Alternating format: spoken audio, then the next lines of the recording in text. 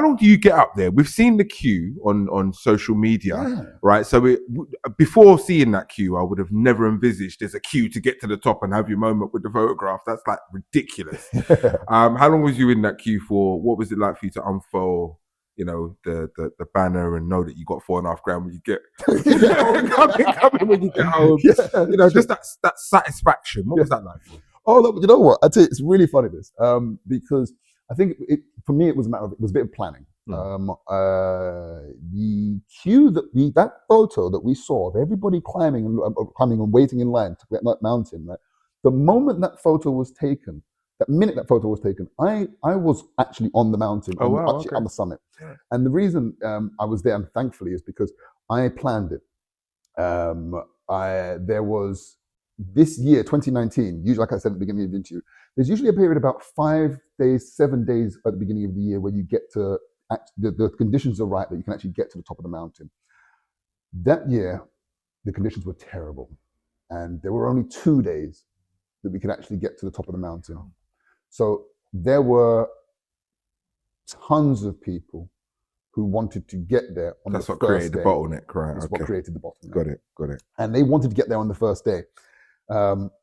And I saw that happening. I saw that unfurling. So what I did is I waited for the first day in a place called the Death Zone, which is probably not the best place to wait. I mean, it's probably not the best place to wait. It's called the Death Zone, right?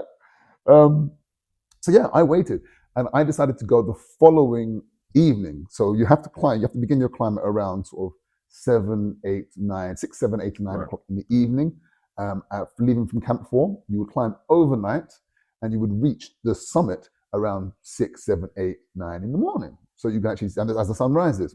So I left about 8 o'clock that evening, the second evening, and I summited around 8 o'clock in the morning.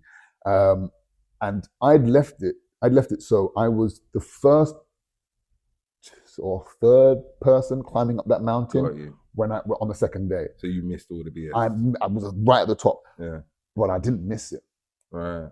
Because there's only one line to go up. Damn. And there's only one line to go back down. Isn't that a bit like, how does that make you feel at that point there?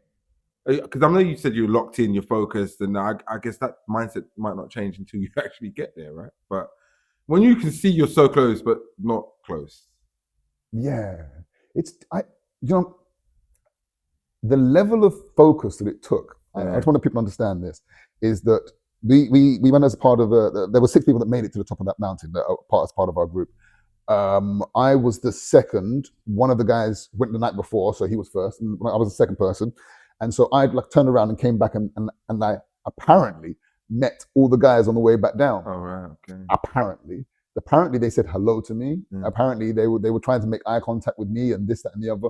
But my mind was so single focused on making sure that my feet, quite frankly, never slipped off that ledge, because your boot's this wide and the ledge is this wide. Yeah. And I make sure I double clicked every time I went around somebody. And I had such single heavy focus on, quite frankly, getting home, that I didn't want to, I blacked everything else out. And you have to understand that climbing the mountain is very, very difficult. Yeah. It's one of the hardest. I'm not downplaying it, Paul. Certainly not.